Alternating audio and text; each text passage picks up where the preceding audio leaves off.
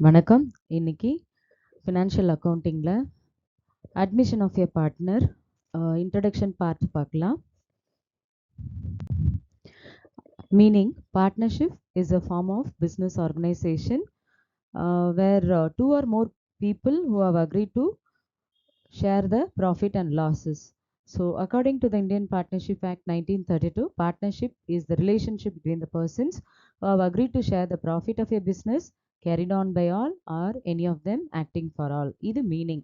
So partnership அப்படின்றது ரெண்டுக்கு மேற்பட்டவங்க என்ன பண்ணுறது, அந்த இடத்துல ஒன்றா சேர்ந்து ஒரு பிஸ்னஸ் வந்து ப்ராஃபிட் கோசரம் ப்ராஃபிட் ஷேரிங் கோசரம் இந்த பிஸ்னஸை அவங்க வந்து பார்ட்னர்ஷிப் ஃபார்ம் மூலமாக ஆரம்பிப்பாங்க.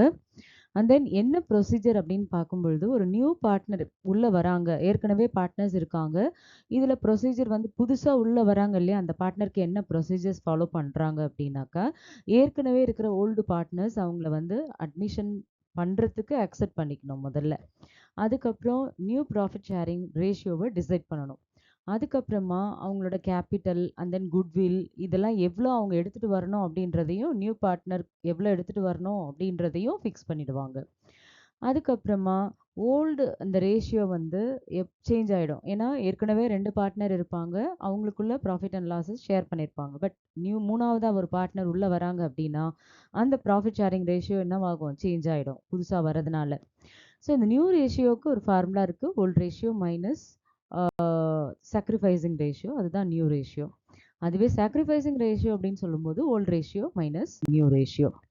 இப்போ குட்வில் அட்ஜஸ்ட்மெண்ட் பார்த்தீங்கன்னாக்கா, நியூ பார்ட்னர் அவங்க என்ன பண்ணணும், ஏற்கனவே இருக்கிற பார்ட்னருக்கு இதை காம்பன்சேட் பண்ணி ஆகணும். அது எந்த ரேஷியோவில் அப்படின்னா சாக்ரிஃபைசிங் ரேஷியோவில். இது 3 மெத்தட் ஃபாலோ பண்ணுறாங்க: premium method, revaluation method, hidden goodwill method. அதுக்கப்புறமா revaluation of the assets and liabilities. எப்போவுமே அசெட்ஸ் அண்ட் லைபிலிட்டிஸை ஒரு பார்ட்னர் உள்ளே வராங்க புதுசாக அப்படின்னாக்கா, அதுக்கு முதல்ல என்ன பண்ணிடுவாங்க, ரீவேல்யூ பண்ணிடுவாங்க. அசெட்ஸையும் லைபிலிட்டியும் வந்து ரீவேல்யூ பண்ணி அதில் எதனா ரீவேல்யூவேஷன் ப்ராஃபிட்டாக இருந்தாலும் லாஸாக இருந்தாலும் ஓல்டு பார்ட்னர்ஸ் கேபிட்டல் அக்கௌண்ட்டுக்கு அதை ட்ரான்ஸ்ஃபர் பண்ணிடுவாங்க அவங்களோட ப்ராஃபிட் ஷேரிங் ரேஷியோவில். அதே மாதிரி ஏற்கனவே ரிசர்வ் அண்ட் அக்யூமுலேட்டட் ப்ராஃபிட் இருந்தது அப்படின்னா ஓல்டு பார்ட்னர்ஸ்க்கு அவங்களோட ரேஷியோவில் அதை ஷேர் பண்ணிடணும். அது வந்து பார்த்தீங்கன்னா ஜென்ரல் ரிசர்வ் இருந்தாலும் சரி, பிஎன்எல் அக்கௌண்ட்டில் பேலன்ஸ் இருந்தாலும் சரி, ஒர்க்மேன் காம்பன்சேஷன் ஃபண்ட் இருந்தாலும் சரி, ஸோ அவங்களோட ஓல்டு ரேஷியோவில் அதை அவங்களுக்கு ஷேர் பண்ணிடணும். அடுத்தது கேபிட்டல் அட்ஜஸ்ட்மெண்ட் பார்க்கும்பொழுது புதுசாக வர பார்ட்னர் கண்டிப்பாக கேபிட்டல் கொண்டு வரணும். ஸோ இப்போ வந்து என்ன ஆகும்னாக்கா, இந்த கேபிட்டல் எல்லா பார்ட்னர்ஸோட கேபிட்டலும் இப்போ அட்ஜஸ்டட் வந்து நியூ ரேஷியோ பிரகாரம் அட்ஜஸ்ட் ஆகும். அதுக்கப்புறமா எக்ஸஸாக இருக்கிற கேபிட்டலில் வந்து அவங்க என்ன பண்ணிக்கலாம், ஆட் பண்ணிக்கலாம் கேபிட்டலோட, இல்லைனா அதை வந்து வித்ட்ரா பண்ணிக்கலாம். அதுக்கப்புறம் ஃபைனலாக preparation of the new balance sheet. எல்லா அட்ஜஸ்ட்மெண்ட்டும் முடிஞ்சதுக்கப்புறமா நியூ பேலன்ஸ் ஷீட் ப்ரிப்பேர் பண்ணுவாங்க. ஓகேவா? So this is the introduction part of the admission of your partner. So எலாபரேட்டாக ஒன் பை ஒன்னாக அடுத்தடுத்த வீடியோவில் பார்க்கலாம். தேங்க்யூ.